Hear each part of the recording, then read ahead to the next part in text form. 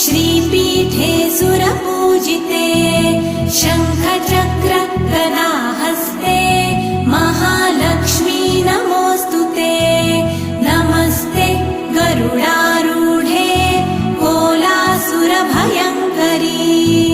सर्वपाप हरे देवी महालक्ष्मी नमोऽस्तुते महादेव्यै च विद्महे विष्णुपत्न्यै च धीमहि तन्नो लक्ष्मी प्रचोदयात्।